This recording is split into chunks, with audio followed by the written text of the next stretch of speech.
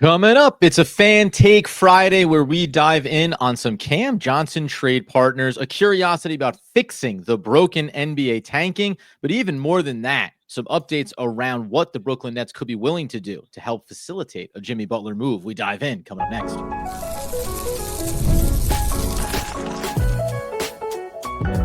You are Locked On Nets, your daily Brooklyn Nets podcast. Part of the Locked On Podcast Network, your team every day. Yes, my friends, it is the Locked On Nets podcast right here on the Locked On Podcast Network. It's your team, the Brooklyn Nets, every single day. He's Doug Norrie. I'm Adam Armbid. We thank you, as always, for making us your first listen of the day. We're 100% free on all those great platforms, and let you know that Super Bowl 59 is here. And there's no better way to make every play more exciting than with FanDuel Sportsbook. New customers can bet just $5. And if you win, you'll score $200 in bonus bets. Download the app or head to FanDuel.com to get started today. And Doug, it's Fan Take Friday. We got some things we want to get into, but as it always occurs, as the week rounds out, we get some other updates around Jimmy Butler and also really just my own fan take around one Cam Thomas that we want to get into as well. Yeah, so, nothing imminent here with trades, although the Darren Fox thing might be getting a little closer with the Spurs, so we'll see about that. But Nets aren't going to be involved in that one. But Kevin O'Connor by the way, can I derail this one more time here because it's Friday, Sure. baby? The Spurs are capable of, from a cap standpoint, matching salaries and also assets, they can trade for De'Aaron Fox and also come get Cam Johnson if they so chose to. So let's not close the chapter just yet on the Spurs becoming a powerhouse as they head towards the deadline. So that could get dealt. And then, so the Kevin O'Connor came out with just like sort of a side note in his most recent article over on Yahoo, less about the impending or, move that Butler would move out of Miami, more that if he weren't to get traded, they couldn't find a suitable trade partner for Butler before the trade deadline, that Butler would opt out, and then the Nets would be able to absorb other teams' bad contracts in order for those teams to clear the space to sign Butler outright. And this is always the fear sometimes with these guys, is that like usually free agency is a little tougher, and a lot of guys just frankly don't make it to free agency, right? We've seen this more and more. Got like really relevant dudes. Almost everybody re-signs an extension and then asks for a trade. I mean, that's kind of how this goes. Like, take the money, which I would do too. Take the money, play nice, and then if it doesn't go well, then you ask for the trade a little bit later. Butler does have the player option. If you were to just say, no, I'm not going to accept this player, I'm not going to, sign the player option or opt in, then teams might just want to look at it and try to sign him in the cap space, which frankly, they'd be incentivized to do because then they don't have to clear away assets in the trade and can just take them. If it takes lower level assets just to clear the money off the books, I'll send them over to the Nets, which could be a dumping ground here for a year or two, right? That the Nets might stand to benefit. This is like the other thing about tanking that, they don't put in the brochures to get you into Barclays is that, thinking about re-upping as a season ticket holder. I was going to say, I don't think they put it in the, I don't think they put it in the season ticket docs, to when they want you to get you on the sales pitch, but is that you take other teams' trash with maybe a little bit of late round draft pick treasure in order to get the money off the books. And then those teams can just not have to trade, a first round pick and a player to get a guy like Jimmy Butler. So that it would be a real fear, I think, for the Heat to worry about that. Like, we kind of might have to take something now because we could get stuck holding the bag. And that is, like, from an organizational standpoint, one of the worst things you can have is just have a guy who's like worth something, just leave for nothing. Because you can never replace it one-to-one. You can almost never replace it within your own salary cap to sign guys one-to-one for what you lost. So that's interesting. And I think we're going to see the Nets in a position to probably end up doing something like that this offseason, whether it's about Butler or just somebody else. Yeah, and it's funny, too, because obviously, the very next draft class is one that's critical for the Brooklyn Nets. But the 2026 is also critical for them. And so when you start to talk about the upcoming offseason and moves like this being made, it is important to think about it a little bit big picture. And the Nets may spike and get Cooper Flagg. That's awesome.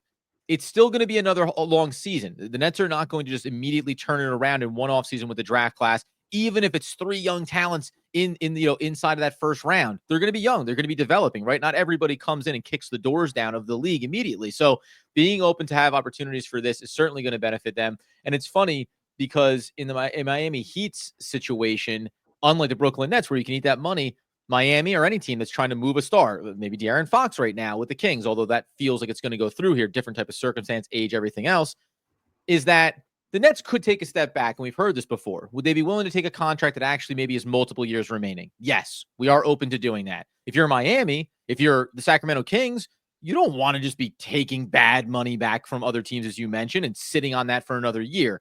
Oddly enough, as there's something I want to get to here with Cam Thomas, unless you have more that you want to talk about with Butler, because there is one other thing that I thought about with the Kings situation. I did not realize, and I said this over on X, that the Kings were going to be sending a first-round pick to the Atlanta Hawks, and that was from the Kevin Huerter trade. But they already missed that by making the playoffs in 2024. Now in 25, it's top 12 protected, and they could avoid that by being bad and trading away Fox. Then the following year, it's top 10 protected, and after that, it becomes 2 second-round picks. I use that as the example of all the mechanics that go into trades like these, where organizations are making some pretty difficult decisions, Nets included, about what it means in this moment, what it means for the next couple of draft classes, and how you try to balance that asset sheet. This becomes fascinating to me, especially when you have a Jimmy Butler, clearly disgruntled, organization fed up with him, and how do you make all these pieces move? Yeah, that's always like this push and pull that the teams are trying to figure out. Like, is that, especially when you're in the middle, right? Where maybe you're on the high side of the middle, right? Where it's like, well, we're too good to where be the Kings are, right? The hold or fold here with Fox of it, and what does it mean for them over the next 2 or 3? I was gonna say, and there's frankly probably just like too good to really ever fold it, right? Like they just have like floor raising kind of guys like DDR and Sabonis. They might, and and the other thing with Sacramento too, and I know this is a Nets podcast, but like it's also like once you have some of these guys, you're like never getting guys in free agency either. Like they're not coming to Sacramento to play. And so once you have these guys in the door, you kind of just have to be kind of just okay if you're able to be okay, because you're just never going to be able to. It's just gonna be such a long timeline to reboot the whole thing. And frankly, the Nets, I don't think, suffer from this, right? Like just being in New York alone. I know they're always going to play second fiddle to the Knicks, so that's not really a discussion. And still, second fiddle in New York is considerably better than Sacramento. I think we can mostly agree with that from a free agent standpoint, right? Like I think most free agents, if just staring at the two things, would say, would I rather be in Brooklyn or be in Sacramento? And if Sacramento is amazing, like as a team, then maybe. Otherwise, if it's all just things being equal for the next 5 years, I think all those guys would choose New York just because it's New York. And it's like, the Knicks are across town and it's still New York. So I think that's like calculus that teams like Sacramento have to do. And I do think that like on a high level, the Nets are lucky because you could just be lucky geographically, are lucky to just have this as a talking point around a landing spot. And I think it should, in theory, it should kickstart a rebuild quicker because you kind of know that you probably, if push came to shove, get guys to New York, even if they knew they weren't on the Knicks, because there are considerably worse geographic locations like Sacramento. I mean, even in places like OKC, like Utah, like these are just not going to be big ticket destinations for big money guys if they shake loose. Some of those teams, OKC's done a great job building it from the ground up, no doubt about it. But it's all from guys that they drafted, basically, or just basically stole in the and those guys. And SGA just became way better than anyone thought he was going to be. Like that's like. So anyway, I think the Nets are still in a good spot when this is all things considered. Couple of footnotes. One, the nice thing too, if you come to Brooklyn, you know that maybe you will get traded to the Knicks eventually. It'll only cost 5 first-round picks, and everybody will be happy. So it's always a nice little, might be second fiddle, but you can get to that first fiddle soon enough. Obviously, one note that I want to get to here after the break when it comes to that Kings situation and why it is fascinating for them and why maybe Matt George should be having a little ray of sunshine in his life. Plus, Cam Thomas injuries and then Cam Johnson trades. Let's get into that here on Fan Take Friday, coming up here in just one moment. All right, before we get to that, let you know this message is from our sponsor, Intuit TurboTax. Taxes was waiting and wondering and worrying if you were going to get any money back, and then waiting, wondering, and worrying some more. Now Taxes is matching with a TurboTax expert who can do your taxes as soon as today. An expert who gives your taxes their undivided attention as they work in your return while you get real-time updates on the progress so you can focus on your day. An expert who will find you every deduction possible and file every form, every investment, everything with 100% accuracy, all so you can get the most money back guaranteed. No waiting, no wondering, no worries. This is Taxes. Get an expert now at TurboTax.com. Only available with TurboTax Live full service. Real-time updates only in iOS mobile app. See guaranteed details on turbotax.com/guarantees. All right. As we come back on the other side on a Fan Take Friday, look at the transition, guys. You got to get over on YouTube. The graphics, we're really pulling some punches here. Look at us rotate beautifully around the board. But the one last note before we get into, you can see some fan takes up here on the board, specifically around Cam Johnson. Kind of knew that when you throw it up and you ask, hey, what's your hot take? It's going to be Cam Johnson trade centric. But just on the Kings, and it does same thing with the Nets and how they had to battle to get back control of their own picks. The Spurs also have control with no protections for Atlanta's first round pick too. And Atlanta just lost Johnson over there. Like, they have some of their own problems here. So there's a world where the Kings could spike the Spurs first round pick, which will probably still be top 20 in the end. They could also end up landing a lottery pick potentially in the Atlanta Hawks pick, as well as retaining their own control. So to your point, and this is what the Nets wanted so badly to get back to, or any small market team, we talk about OKC, get back control of your own picks. The Kings might be able to walk through after this Fox trade into the upcoming 2025 draft with 3 first-round picks, and that's how you try to rebuild your core. That being the case. Before we talk Cam Thomas, I did want to make sure we give the nod. We got a couple up here. I doubled up these tweet responses because it comes from 2 different people, but talking about the same functional trade. Cam Johnson, this comes from Everything BK Nets, also parentheses John. So I'm guessing it's probably Jonathan. Cam Johnson and Day'Ron Sharpe to the Grizzlies for Marcus Smart, Vince Williams, unprotected 2026 first-round draft pick, and 2 second-round draft picks. However, Doug, before you respond, know that Rollo Tomasi came in with great trade idea, but I amended for Marcus Smart, who we could flip immediately to a contender. I do believe that's possible. And then Santi Aldama, who the Nets could easily make a big front-loading offer in free agency, and then a 2026 first-round pick for CJ and Day'Ron. How do you feel about this? One, after your head settles down and you get all the mechanics to it, but effectively, Cam Johnson, Day'Ron Sharpe going to the Memphis Grizzlies, getting a first-round pick, couple of seconds, and maybe some pieces here, specifically to me and Marcus Smart, who would be a very flippable guy to send to another contender potentially at the deadline. I mean, would he be? He's been hurt all season. Although his contract is a bit of a problem. You have to acknowledge that. He's barely played. He's barely played. He's been hurt all year. Like that one, I just don't think. It's on these paper, guys that are like in the season, maybe not. Sorry. Like, I just don't think he's, I don't know. I get why the contract kind of makes sense. The Cam thing always means bringing money back, like, which is sort of been the problem with trying to put together suitable partnerships around trades, is that it's like the money isn't nothing. And so you have to bring back some kind of real 1 or 2 contracts, plus those guys probably aren't going to be the guys the Nets want. So it's got to be something else or 2 things on top of it. And this is where it starts to get a little tricky. The Smart one, you kind of had me until it was like they can also flip Smart. I don't think that's very realistic, but if the Grizzlies are just trying to get off the contract, he can't really play. I mean, they can't stay healthy either. Ja's hurt again. I don't know. This one's close. I also think they'd be hesitant about getting rid of Vince Williams, who I think they really like, who's also been hurt really most of the season, maybe all the season. So close. I think that like the Memphis would probably be incentivized to do part of this, to maybe just move on from Smart if they don't see, because it looks like they probably got the bum end of the deal here. It looks like Boston sold it like just the right time with him. But also like expiring next year, the Nets could do it. I don't know. Yeah, that doesn't sound too bad. I don't think. I think if it was a lot to follow, but I think overall, if you're like Smart to make the money work, plus I think Williams probably pauses them because he makes no money over the next 2 years. So they probably wouldn't really want to do that, but that'd be a nice piece for the Nets. Yeah, this probably makes sense for the Nets. I actually be concerned maybe the Grizz don't do it. But such is the nature of these kinds of trades. Yeah, in one of the other versions of this, it's a young player that they maybe really like and they like the future of, and then it's also a first plus 2 seconds. From a Net standpoint with Day'Ron Sharpe and not knowing if you're going to bring him back or not, and what that contract would look like, etc. Like, hey, especially if the Nets internally know they don't plan on bringing Day'Ron back, hey, here's a sweetener for you as you head down the stretch into the playoffs, and it wouldn't make a difference to us in the long run. Okay, let's roll it over here, and I'm going to keep it a lot cleaner this time around as we take a look at the Rockets trade offered up by NWT. That's Nets World Tour. As we all know, everything Nets centric here. Rockets get Cam Johnson. Nice and clean.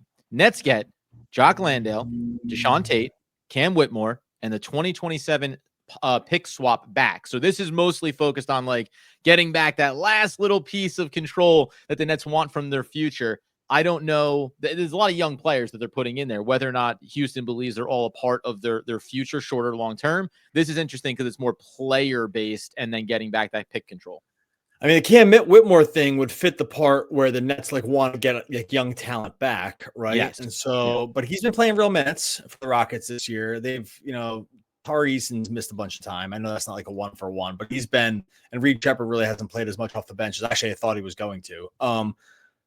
So I think they'd be like less incentivized to move off Whitmore right now, but I kind of like never know where the Rockets are because they seem like they probably want to make a move. It's like, oh, they're going to go after KD, right? Like that's been sort of rumored. It's like, would they make a move to kind of steal back some of these Phoenix picks or whatever? Or they have Phoenix picks. So like, would they do essentially like a Nets South kind of move, right? Where it's like, where they give Phoenix control of the draft back and then Phoenix can try to reset. I think the Rockets would consider that maybe. Okay. But let me just, and we've heard some of the rumors too that like the Rockets maybe are in a spot, and this is all, it's all posturing ahead of the deadline, but that the Rockets are kind of comfortable with seeing how this unit plays out this season, where they can take them as currently constituted, because they're not in a position maybe to think, does trading for Cam Johnson drastically change their outlook for this season in these playoffs? Maybe not. And if it doesn't, like that's, I think, the push and pull with any of these deals, right? How far does it change what we think we are? They need 3-point shooting, no doubt about it. But does it dramatically change our outcome in the short term to make the question there, the weird part there is like, and this is where it's good to be realistic about Cam Johnson, is that this kind of trade, like Whitmore plus the swap back, like you're kind of trading for a starter at that point. Yeah. And who doesn't start anymore on that team? Plus Jabari Smith has been hurt, and I don't think he's lost for the season. So it's like they kind of already have guys in this spot, and this is the starter kind of package. And it's like, I don't know. Are you going to trade for a guy that's going to play 22 minutes off the bench, which is basically like what Cam Whitmore's playing? And so that's where that's where you pause a little bit and start to think, okay, maybe on paper, skill to skill wise, this doesn't look crazy. It's probably a little bit of an overpay, and maybe a lot of an overpay. But it's mostly too. It's like a little steep to me, just with the number of names getting listed and the potential for the Nets to be able to flip them in the next couple of seasons, right? Like, there's a lot of this could end up being another couple of first-round picks over the next 2 years for Brooklyn as well, right? So you'll look back and say 4 first-round picks, for Cam Johnson for a 3-year contract. That's a lot. It depends on what the results are on the Houston end. And compare it to something like the OKC deals where it's like, okay, well, maybe he just starts in that like Isaiah Joe, Aaron Wiggins spot that they've been kind of shuffling around all year, right? Like, because they're not starting Caruso. And so maybe he slides into the starting lineup like that. And now you're paying a package for a starter, and it kind of makes sense. Here, if you give all these guys away, now that I think about it, this is an overpay. Because if you give all these guys away, it's not a super clean fit about exactly whose minutes he takes and how much he plays. And now he's kind of a bench guy. And now you're thinking, why do we give all this up for basically Cam Whitmore? Like a little, he's not the same guy, but so I think I take it back. I think the Rockets probably don't consider this. Yeah. That being the case. And then, by the way, the Rockets are 32-14 right now. They're second in the Western Conference behind only the Thunder, right? And the Grizzlies, who we talked about a moment ago, they're 31-16. So I like that the fans are coming with takes around teams that are right there, that are clearly not at OKC's level right now, but maybe with a move like this, it changes what their outlook looks like. In the case of Memphis, the health has been kind of the theme for them over the last couple of years as well, which I think makes it hard for them to pull the trigger maybe in these moments. Coming up here in a second, not only do I fix the NBA, but also, are we at all concerned about Cam Thomas and how he's just not playing basketball this season? We'll get into that here to close out Fan Take Friday in just one moment.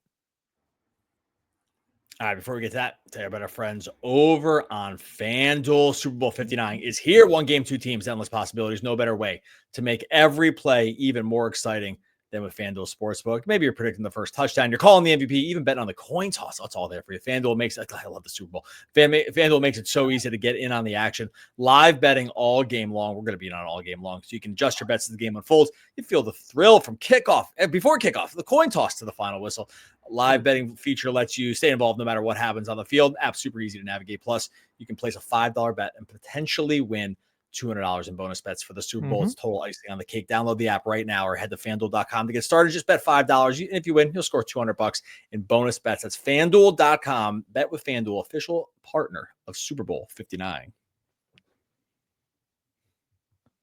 All right. So as we move on, here we go full screen for just a moment, because before we get to the last fan take, which wants me to fix the NBA and the issues with tanking, and I'm going to solve it. It shouldn't even take me more than a couple of minutes. So we can back end it on the episode here today. I did have this thought about it's Adam's fan take. Thomas has been out for a long time. And the latest update when it comes to the Brooklyn Nets and his injury timeline, he's been doing non-contact work on the court. But as of Cam Thomas, I want to make sure I get the date right on this. As of 3 days ago, on January 27th, hamstring, he's been doing on-court, non-contact workouts, will undergo scans this Wednesday, so 2 days ago, after which the club will provide a timetable for his return. That came from Eric Slater, care of Clutch Points. So, for everything we talk about, the future and seeing how the draft goes and where Cam Thomas is going to fit into that timeline, I did just take at least a brief pause. Maybe we'll say, no need for tinfoil hats here. The Nets are just keeping him healthy and off the court in a lost season. The other way to look at this is that he's a guy that has only played in 19 games this season and played in 66 last year, started 51. But if you remember, had some injuries down the stretch there too. It did make my mind perk up here a little bit about, are we at all concerned about Cam Thomas from a health standpoint as we work our way through the season and beyond? I mean, from a health standpoint, no. I think that mostly this can just be attributed to maybe he isn't it's not like he's had any major surgeries or anything like that. It's been seems like mostly soft tissue stuff. I think it was the ankle earlier in the season, twisted the ankle. So that just happens. I don't think I'm worried about him from a health standpoint. I wouldn't call him an unhealthy player, injury prone or anything like that. Where it is going to be weird. And we said this at the beginning of the year, and maybe this just is weird, Doug. Well, we called it because this is what's going to happen. We're going to get to the end of the season, and it's basically whatever you thought about Cam Thomas at the beginning of the season, you're still going to think that.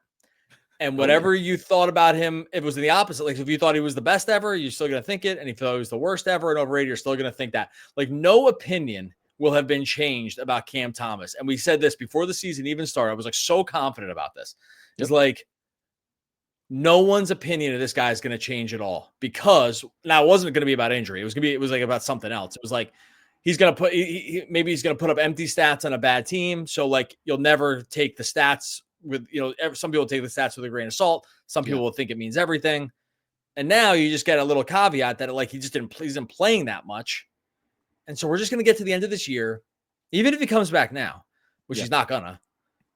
We're going to get to the end of this year, and literally, whatever you thought about him, good or bad, will be unchanged. And frankly, probably whatever the Nets thought about him, which we never know, no one ever knows with this team, that's going to be unchanged too. You would think. I don't know what will change. And the big difference is contract.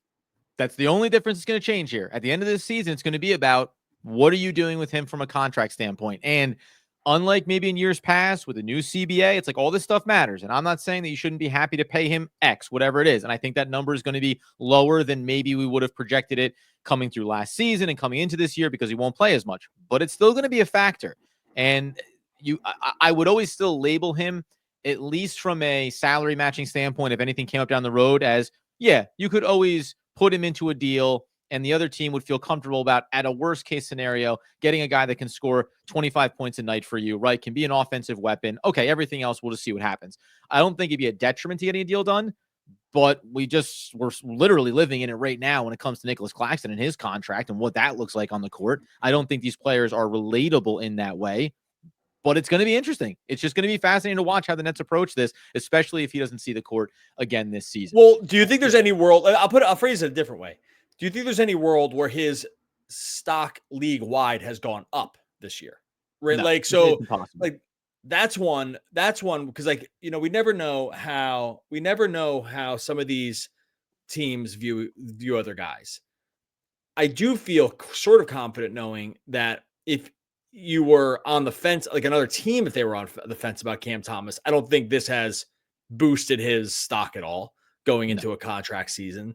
So I think from that standpoint, his market is probably hurt, not hugely, but somewhat, because he's just not playing, and it's just hard to get good evaluations on guys. And he only played 19 games this year, and I just don't really know what anyone's learning, and it sucks. I wanted him to just kind of ball out and be among the league leaders in scoring and kind of just like see what he could do and give him more of the reins of the offense and see if those assist numbers could climb. And he had like 6, 7, 5 assists in 3 of his last 5 games before getting injured. Like, so something was kind of happening there, but I just like, and there's still time, right? He comes back in the next 2 weeks and he's still got 25, 30 games left. And that's maybe enough time, but it's just been, I think you make a good point because you're the one to talk about it. It's like, he just hasn't played forever, right? Like he hasn't played since, I guess he played in the 1st of January. Although right. Cause this is why he played 2 games. 2 games after not playing at the end of November. Right. Right. Exactly. He sat out a month, played 47 total minutes, and then has sat out another month. Right. So it's like, that's why it feels like it's been forever. Yeah. So we'll see how that plays without him. It's just something that was on my mind. Next week, by the way, I want to get into, I pulled up some shooting charts and some analytics around like Noah Clowney from the end of last year to this year. Where is he succeeding or failing? And also even Cam Thomas too. So the Nets won't play again. They'll play over the weekend and then not again until Tuesday, if I have that right. So we'll have some time in between, and we're going to start to break down some of these guys a little bit more. The last thing on the docket, this was brought up by, as we'll go ahead and slide our beautiful transition graphics in. This one came from J Harp over on X. Is there any way to incentivize winning among crappy teams late in the season? Flattened lotto odds hasn't done the trick. Maybe you get some kind of bonus boosted odds for wins after 41 games. Give me something. Last night was atrocious. Well, okay, listen. I mean, he's referring to obviously the Charlotte Hornets and the Brooklyn Nets taking each other on. The boosted thing, that's not going to happen. You know, boosted odds for wins after 41 games. No. But I've long talked about this, that the way for the NBA to make more money, figure it out logistically, is to take the teams after you deal with the play-in and you get to this, the 8-8 for the actual playoffs in the NBA. Everybody else gets put into that pot of playing for better lottery odds in a non-championship playoff tournament. Like, that's what you need to do. So it doesn't matter how bad you are in the regular season, and incentivize the teams that get closer to making the 2 play-in games. They need to be incentivized to get better lottery odds. The teams that officially make it, it needs to all be bunched together into a version where no matter what, if you were the worst team, you still have to go into the tournament and win that to get the best chances of the number 1 overall pick, right? And you try to flatten out the percentages so that it isn't just about a fringe team with LeBron James tanks at the end of the year to get into that version of things, as opposed to trying to make it into the official playoffs, right? So you probably have to start to shrink the numbers and percentages so that it really doesn't matter where you finish in the standings. It can't be that what the Nets are doing right now, right? We talk about this all the time. It's terrible. It cannot be that 5, 6, 7, 8 teams spend the bulk of their season being like, how do we manipulate our roster? How do we trade away talent? How do we make sure that we lose a ton of games? It's bad for basketball. So I just think you need to find a way to make more games mean more after the season ends for all these non-playoff teams. Keep more basketball, get more revenue. People will watch it. Yeah, it's like an impossible situation. They've dug themselves a bad hole. Like, everyone figure this. Because even your version of, teams that come close but don't make it, you'd be highly incentivized to come close and not make it, right? Like, yes, but in that instance, though, you don't make it, and now you enter that tournament, and even if you win that tournament, you're not getting then the best version of those odds. You're only getting a marginal percentage, right? Like, I think that's the difference here too. It's funny. They flatten the odds, but it's not enough, right? So you have to figure out a way to manage that. And I get it. The worst case scenario of this is, again, I mean, even look at the Western Conference right now, right? Like, this is the disaster. When you look at all these teams, okay, so the Phoenix Suns, I mean, how about the Dallas Mavericks, who are struggling right now? They have injuries. So they still have Kyrie. They still have Luka Doncic, and they turn around and go, whoops, we struggled and we didn't make it. Now we're in this tournament. Now we're totally healthy, and we'll dominate the crap out of that and spike ourselves a top pick. Like, I get it. It's fraught with issues, but short of doing that European, which we brought up before, start relegating teams, right? Expand the league and start relegating. And we know that's never going to happen. So it's really brutal. It's a really brutal scenario for the NBA, because this is going to, you think it's ugly now? We got another 30 games. The season's it's half over. Oh, yeah. There's still another 30 plus games to play in the 40 games. It's miserable. Like, I don't see how you can subject your fan base to this. And you've seen it a little bit in the ratings this year for the NBA as well. I think the only thing I realistically you couldn't even do this really, is that you just make it equal opportunity odds for every team. And like, that's it. And it's just every team gets the same thing. And sometimes, and you're just going to deal with it, and you'll just deal with it. And sometimes the Celtics win the championship and get the number 1 pick, and everyone will hate it. And like, at least then every team tries. Like, at least then you have no excuse to lose. At least at that point, it's only about like going out and winning, because at the end, and no one will do it because it's going to screw up all these future picks that teams traded for, and like so they'll never be able to reset it unless they just said end. well, they said something like, hey, starting in 2033, like some version of like where the picks can't be traded, you know, so we're looking like way out into the future. It's like none of these picks can get traded right now. So in 2030, I'm making up the year, whatever it is, like however far out it is right now that you can't trade a pick. I think that's probably right. Like something like 8 years. Like you just say starting this year, it's just flat odds. And I know everyone's going to come, well, you know, some of these teams, like I get it. Some teams are going to run lucky. But I mean, it's kind of like not too different than what happens now. Sometimes you just get lucky or don't around, you know, oh, I got to pick first the year LeBron. All right, well, we're good forever. You know, like that just sort of happens now anyway. And so I would just say, good. No, I did see, and a fan brought up about the idea of like if you draft at a certain point, like they brought up like Detroit. It's like, hey, if you drafted 3rd overall, then you can't qualify to draft higher than 4th the following year, and then higher than 5th, and you know wherever. See, I wouldn't even do that. I get what you're saying because you're trying to like sort of like be egalitarian about it, but like I wouldn't even do it because the lottery changes every year just in terms of talent too. So if you drafted first this year, you'd be like, well, I don't want it. Right. Because you want the chance to do it. I would just make it flat every year, go out to the future, say, this is the year it's starting. You have 8 years to prep starting this year, that year. Just know that those first round draft picks, it's going to be 1 in 32 chance of wherever you land. Yeah. And that's just going to be what it is. So run your team well. So it doesn't matter. Like run your team well and do your very best. So you aren't sitting there waiting for the ping pong ball, and at least you'll have no excuse to turn to your fan base and say we stink, right? Yeah. Like, because right now all these GMs and coaches, Nets included, and I'm not even complaining about what the Nets did. The Nets did the right thing. There's not a complaint about what the Nets are doing. The Nets did the right thing under the current system, but under the system I'm saying is that at least from the front office, you could never it's like all just on you. You stink. You stink. Yeah. Sorry. Like you're just not. And some teams are going to have natural geographic advantages, like we said before. And that's just the way it is. And it's already like that anyway. So I would just make it flat odds. That'd be my solution. It's my only realistic solution. And I think, the funny thing about that too, is we close out today's Fan Take Friday and get those in there. We keep talking about how we're looking at YouTube, we're looking at X, and we have thoughts and takes. We want to bring them in.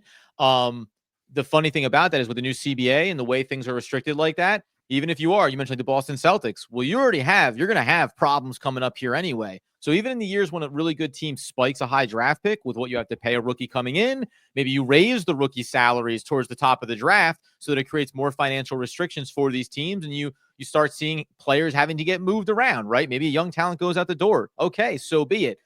And by the way, we talked about this before, not to be long on it.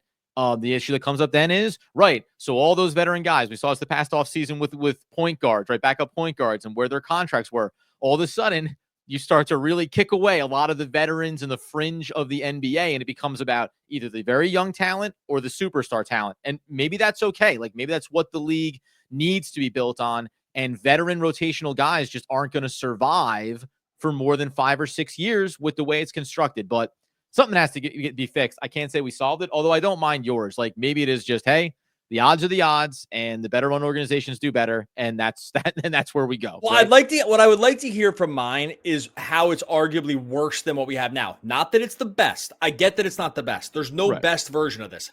I actually would be interested in hearing how is it materially worse than what's happening now, right? Yeah. Like, because I almost guarantee that if you come with ways that you say it's worse, which there probably are versions of it that it is, I could just push back with this version's worse too, because anything that incentivizes losing is always worse. It's always worse. Like any system that actively incentivizes 1/6 of the league to just be an absolute dumpster fire every single night is worse than just making it a random pick it out of a hat.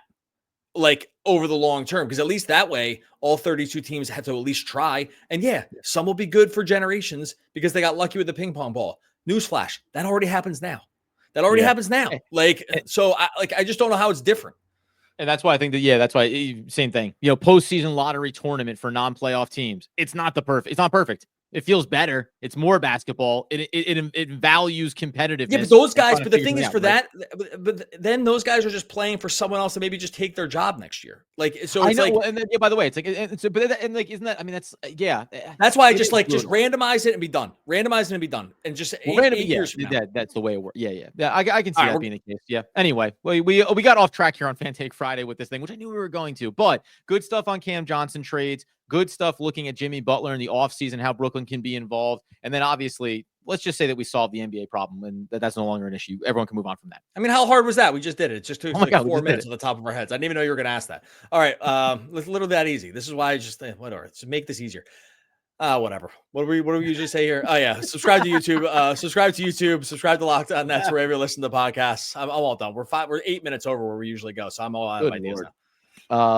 There's nothing worse than a beautiful girl fishing for compliments by saying how gross she is. On the flip side, I find genuine humility and modesty attractive. The NBA needs to get a little bit more modest. I added to it, and that was Chris Evans. Oh, my all-time great post. We're back in next week talking more Brooklyn Nets basketball. Basketball. Yeah.